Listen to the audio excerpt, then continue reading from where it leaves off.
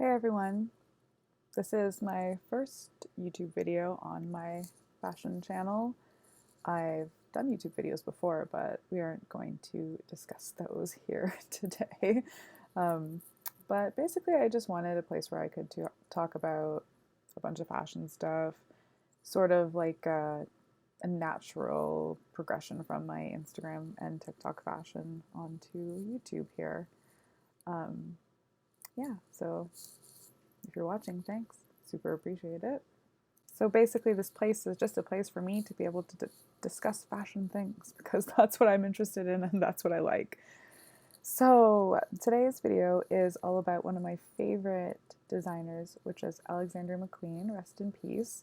I find that there's not that much runway content on YouTube, and that's really sad because runway shows are so creative and so artistic and super inspiring, and it's where like 99% of our fashion comes from, is designer runways, obviously.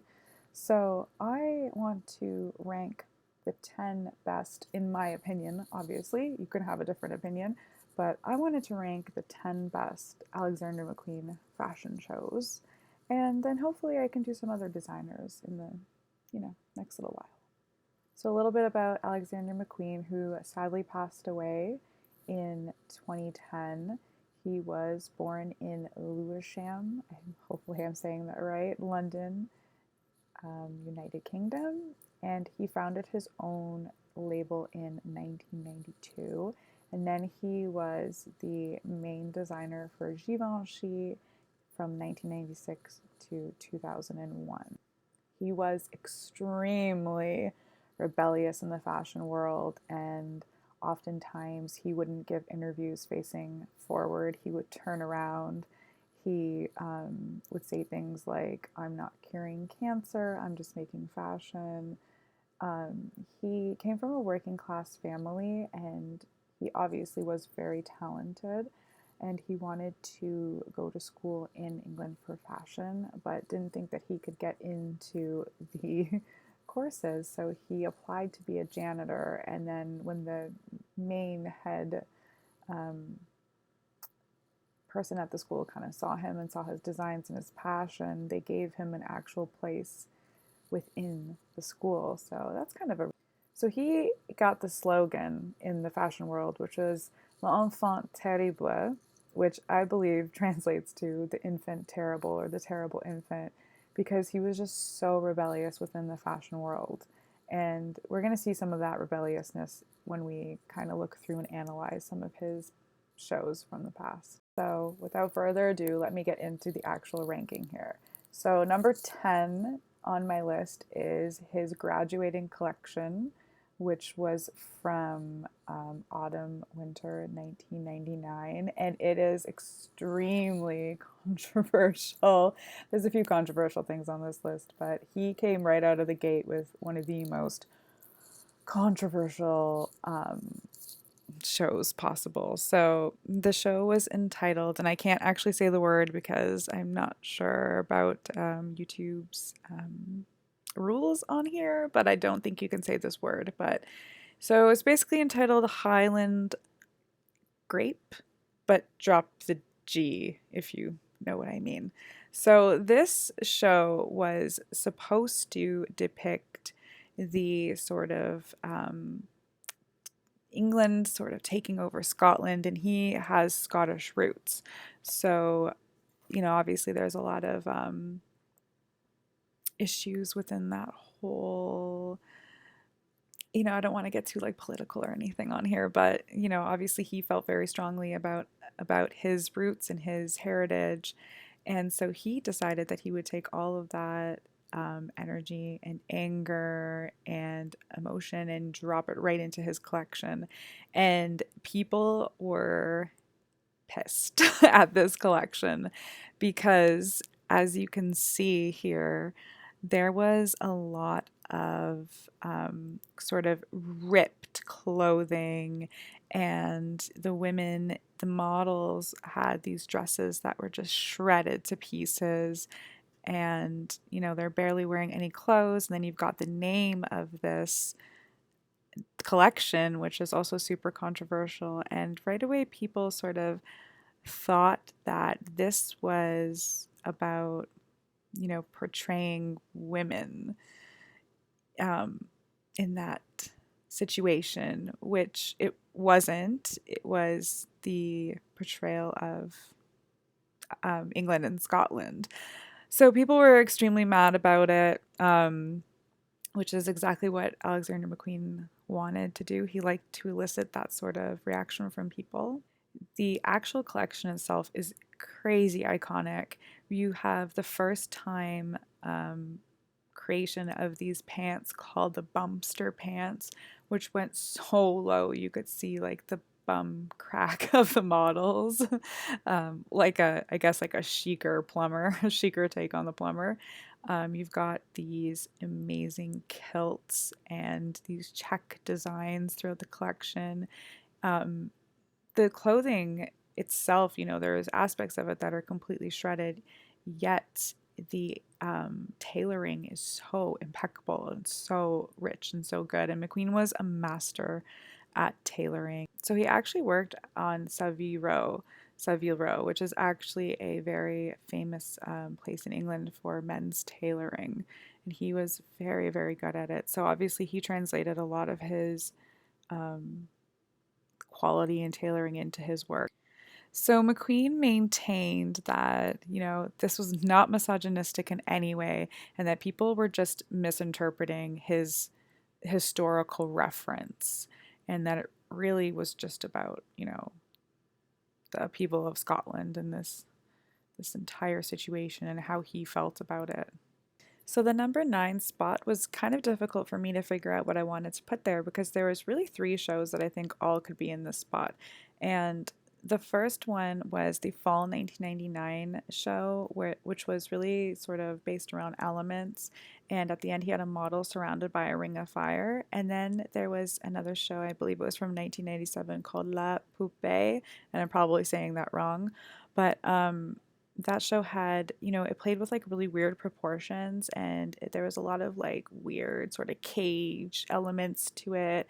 And it was really kind of like creepy and sort of like a really horror-esque for fashion for a runway show. But I really had to give the number 9 spot to Spring Summer 1998, which was the show entitled The Golden Shower.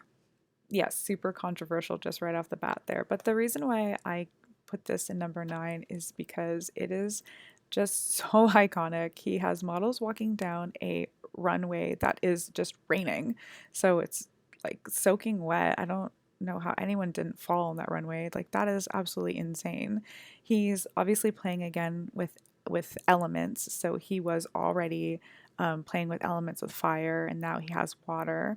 And then obviously there's a bit of the tongue in cheek there with the name of the show, which I feel like a lot of his shows, they were so beautiful and the clothing was um, just so creative, so futuristic, so well made. And then he would slap this title on there, or he would put his audience through a situation where it was sort of this like big middle finger to the fashion industry, which was something he was part of. So I always find that rebelliousness really interesting. But at the end of the runway show, it was like raining and soaking wet, and everybody in like the first 2 rows just got just completely wet. So you can imagine all these editors of like Vogue and different magazines and super important people in the fashion world just sitting there watching this show, literally getting rained on. And that is just so McQueen and so perfect. But let's actually look through some of the designs here. What's interesting about this show is that you have men and women. And I love that aspect of modeling. And I love that aspect of runway shows is when the fashion can sort of, it's not gendered. It's just this is clothing and you can wear it. It doesn't matter who you are. So I find that really interesting. A lot of his earlier shows, he did have a mix of different models of different genders. But you can see the clothes kind of, can be worn by anyone. There's a lot of interesting like leather details, very like thick, very sort of armor-esque looking clothing, lots of corsets, and it is really 90s, but at the same time there's like a lot of really interesting elements and textures and proportions, obviously. So at the end, you have all these models just wearing white, like this very, um, innocent color, just getting completely rained on, and all the lights are yellow in the background. And you can figure out what that all means on your own. I don't need to explain it, and I'm not going to. So the number 8 spot I gave it to, actually, this one's my favorite runway show. This and the one I put as first are actually tied as my 2 favorite.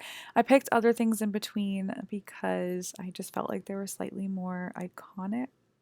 So yeah, that's the reason why. But my favorite show, which I put at number 8, is a show entitled Saraband. And I don't think that's actually the name of the show, but it's just mostly remembered as Saraband.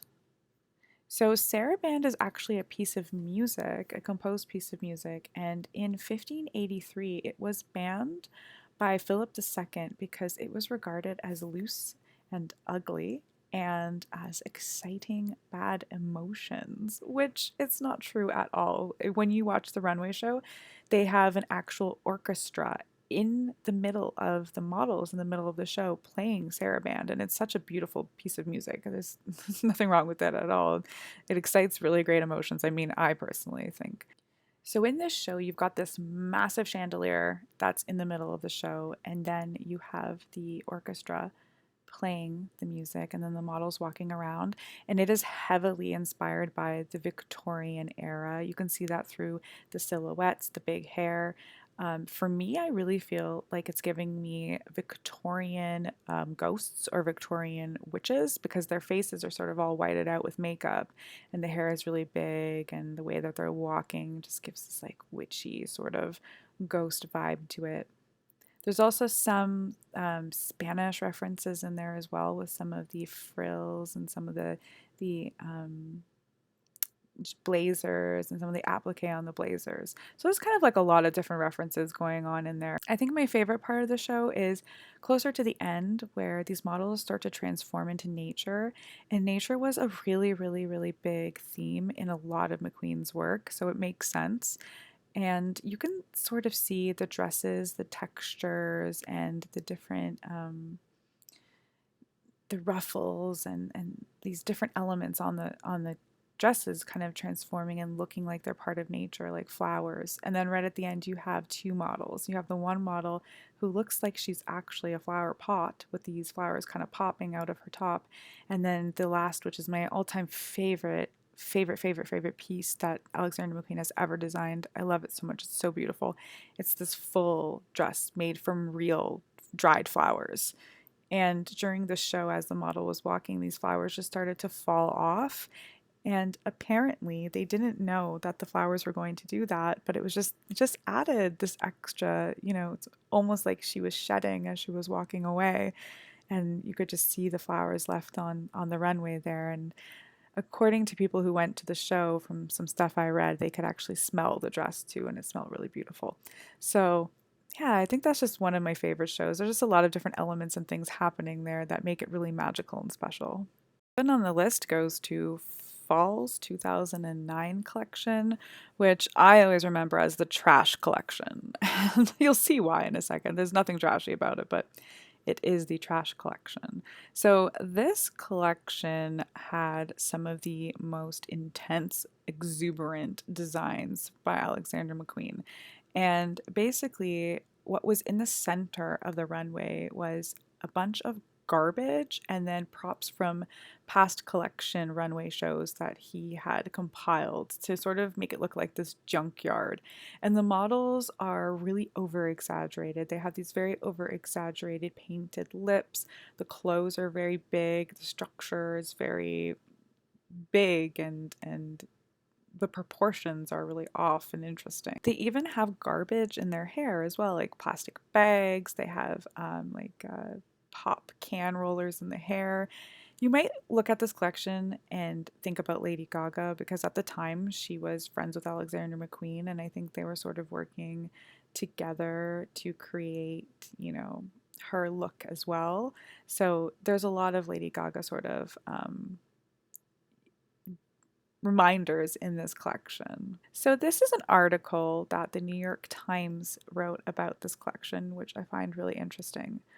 With a runway of broken mirrors surrounding a garbage heap made of props from his own past collections, Mr. McQueen created a stage to symbolize the sudden crash of luxury exuberance. The clothes he sent out were a parody of couture designs of the last century. So obviously this collection was really iconic for a few different reasons. And again, I love the idea of him playing with the whole trash as fashion, the whole trash element.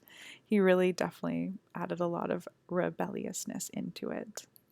Number 6 on my list is the Fall 2008 collection. And this collection is really interesting because it has a lot of different elements coming together to create something really magnificent and beautiful.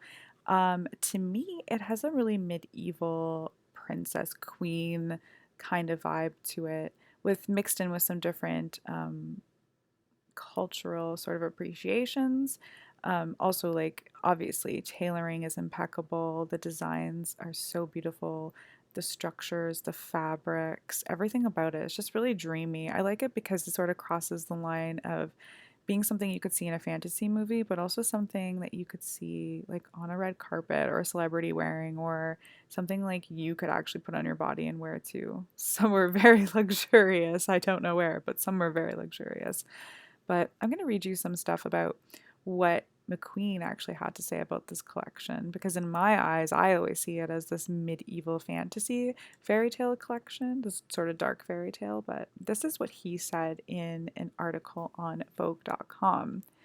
"I've got a 600-year-old elm tree in my garden," he said, "and I made up the story of a girl who lives in it and comes out of the darkness to meet a prince and become a queen.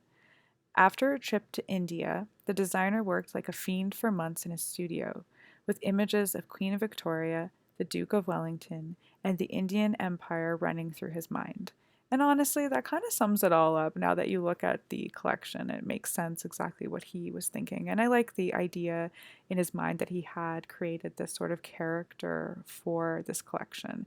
So, as you can see in the runway show, they have this beautiful big tree that's just right in the middle of the collection. So it makes sense that he sort of tied it all in together and made a nod to his 600-year-old elm tree. Step, which is number 5 on my list, is the Spring 2005 collection, which is better known as the Chess Piece collection, or the collection that reminds people of Harry Potter. Basically, he had at the end of the show this giant chessboard, and the models were the different pieces, and then they had a like recording of a woman saying which piece the model would go to. So they moved around like a chessboard in real life. So very visual, very visual arts kind of idea for this collection. So interestingly enough, this collection is actually inspired by McQueen's previous work. So he kind of took all his previous ideas and stuck them into one collection. But also he was really inspired by the 1975 film Picnic at Hanging Rock, and I love that movie. It's so bizarre and so weird. If you haven't seen it and you like weird movies, you should definitely watch it. It's basically about a bunch of these schoolgirls who go to this hanging rock and they have a picnic there, and then I think a few of them go missing and then they're just never seen again, and there's no explanation as to why, and there's all this other stuff going on, but it's visually such a striking movie. So, in the Vogue article, basically, this is what they had to say about the collection. "The chess device allowed McQueen to redo all his greatest moments, but in a prettier, lighter, more accessible way. He used the 1975 film Picnic at Hanging Rock to work a girlish Edwardian theme, starting with tiny sailor jackets, school blazers, ticking striped shirts, and gray knee length shorts, and adding lovely white lace blouses and dresses." So I think this is a very girly, I guess, girly kind of collection. Kind of has like schoolgirl elements and vibes to it. And then obviously there's always just like this fantasy that comes to play with Alexander McQueen. And you can definitely tell that some of the pieces are very chess related. There's the piece where the girl's a horse, and you can kind of see at the bottom there's all the fringe. And then there's the piece where you can clearly see that the girl is the queen because she has the very tall crown on her head. Number 4 on my list is the Fall 2006 collection, which is better known as the Kate Moss Hologram collection. because at the end of the show, there is a hologram of Kate Moss inside this beautiful case, and she's floating around as if she's like a fairy or some kind of angel. It's very beautiful. So the interesting thing about this collection was that it was very like Edwardian inspired, very Shakespeare inspired, very romantic and beautiful, but also had dark elements to it.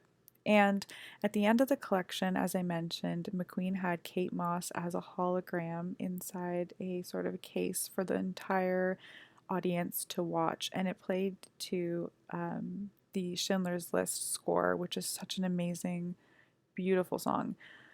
And at the time, it was interesting because the media was kind of shunning Kate Moss for her choices to do some stuff that maybe people don't deem as being the type of things that you want to do in life. And she was getting caught. She was being caught by paparazzi for doing this thing with her nose, which she was snorting some special powder. And sort of everyone just was, kind of shunning her, like as the media will always do with women, regardless of, the choices they make, whether they're bad choices or good choices. And McQueen wasn't having any of it. And at the time, no one was really booking Kate Moss. And McQueen decided that, he was going to do it. He was going to book her. And it kind of gave her this new, this new look, this new, it just really just kind of boosted that Kate Moss confidence. That honestly, Kate Moss doesn't need a boost in confidence. So come on, it's Kate Moss. She's clearly iconic. But so Alexander McQueen said, F it, we're putting you in the show. And she was definitely the highlight of the show because she was a freaking hologram in one of the most beautiful dresses that he's ever created. This is what Vogue had to say about it. This vision was, in fact, a state-of-the-art hologram, a piece by the video maker Bailey Walsh, art directed by McQueen. The gown, a pale cascade of multiple organza ruffles, wasn't just an optical effect, though. It subsequently reappeared in the collection's Victory lineup, which wound its way around the glass box as the audience was still reverberating with wonder at witnessing the incredible event. There's not much more I can really say about this show other than that you just need to Google it and watch it. Number 3 on my list, and we're getting so close to the end of this, but alas, we've got Spring 1999, and it's the show. It's probably some people's favorite McQueen show. It's the one with the paint at the end. So basically, this was apparently a very long runway show with a lot of pieces that came down the runway. It was really a mix of nostalgia with some romance, with some impeccable cutting and design elements and tailoring as per usual, because McQueen was really good with that. And I think this is the show where McQueen really wanted to blend technology and the futuristic concept of fashion, and he did it amazingly. So at the end of the show, he actually has model Shalom Harlow standing in between these two arms, and these two mechanical arms with like a spray paint on them. And she's standing in the center, and these machines are moving all around her, and they are creating the pattern of the gown that she's wearing. She's wearing this white gown, this white dress, and these machines are going around her and actually creating the garment that she's wearing. So it's almost this like live creation of the dress, which there's so many different there's so many different things you could take away from that. You could take away the concept of how a garment is made. You could take away the idea of technology sort of, taking over us. There's so many different ways you could look into this show. Another interesting thing about this show is he had a double amputee model named Amy Mullins in the show, and he created these beautiful wooden prosthetic legs for her, and they're just like so detailed and so gorgeous. But that's another cool thing is inviting, somebody with a disability onto a runway years before this was something that people would do. I mean, the fashion world still really needs to get on with it. Like there's still a lot of really underrepresented people that can be on runways, and it would be just as beautiful and just as artistic. This show is extremely iconic for so many different reasons, and I think those two are two of the top reasons why. But this was definitely just like the height of McQueen. Like, he was just so creative at this time. Number two on my list is the spring 2010 show called Plato's Atlantis, and there's so much to be said about this show. It is so iconic for so many reasons. This was also the last complete show that McQueen did before his passing. He did have another show afterwards, but it was an incomplete collection, and it was called Angels and Demons, and it is a beautiful collection, but it is so unbelievably somber. The runway show for it, it was shown in a private room in Paris with limited guests, so only like the top people from top magazines. And it was just a really somber atmosphere, and you can feel it when you watch the show on YouTube. You can definitely feel the somberness. So, Plato's Atlantis, you might recognize this and you might think about Lady Gaga because she actually dropped her song Bad Romance during the live recording of this fashion show. And this is one of the first runway shows to be streamed online. So there again is the sort of tech idea, this sort of technology merging into the fashion world, which he was super ahead of. And I think like after this, it really opened the door and the gateway for a lot of designers to start streaming their shows online, and for people like, you know, us normies to be able to access these shows instead of having to be top people invited. Lady Gaga's Bad Romance played at the end of this, and she, you know, in her video, she's featured wearing some of the pieces and the most iconic armadillo shoe from this collection as well. So, getting on with Plato's Atlantis, these designs are absolutely unbelievable. Like, these dresses are crazy. The shoes are insanely high, and I don't understand how any of the models didn't trip. I remember seeing this collection and literally trying to deconstruct how these dresses were made. My mom has been sewing since she was 12. I know how to sew, and I remember asking my mom how the hell they made these designs, and she was just like, I have no idea. And we were trying to figure it out and recreate it, and it just, you know, it was very difficult. The fabrics are just so luxurious. The prints are just like off the wall insane, so beautiful, so colorful. It's just a complete fantasy of clothes. The concept behind Plato's Atlantis was that these were futuristic alien women or futuristic alien creatures who crash landed into Atlantis. And now they were, or something like that, as if they were space aliens in Atlantis underwater. And slowly throughout the show, you can see through the prosthetics and through the clothing that they begin to transform, and they get sort of like scales, and they kind of become like mermaids, like fish, like different creatures of Atlantis, of the ocean. And I think that merging those two concepts is just really outlandish and weird, but it just worked so well. Plato's Atlantis was definitely a career high. It was definitely the pinnacle of how somebody can just become so creative and merge all of their past work into their new work. And I think it's just an absolute masterpiece. And that's why I give it number two. And I mean, it was very close to being my number one, but I think there's something that's just a little bit more masterful than this. And before I get into the number one collection, I just want to talk about an honorable collection, which was the one that he did for Isabella Blow, his dear friend who also passed away. He did a collection in honor of her, and it is a beautiful collection for sure, but I just don't feel like it's as iconic as some of these. So the number one spot is, oh my God, I just love this collection so much. It is just infused with so much art. It is just infused with so much inspiration. It is wild. And that is Spring's 2001 collection entitled Voss. This collection is a one where he made his guests wait outside of a mirrored box for like an hour before anything started happening. So he just wanted to make everyone feel uncomfortable all the time. And there was this giant box in the middle of the room, and it was mirrored, and you just had to sit there staring at yourself, which is just insanity. But that played into the concept and the idea of his collection, which was an insane asylum.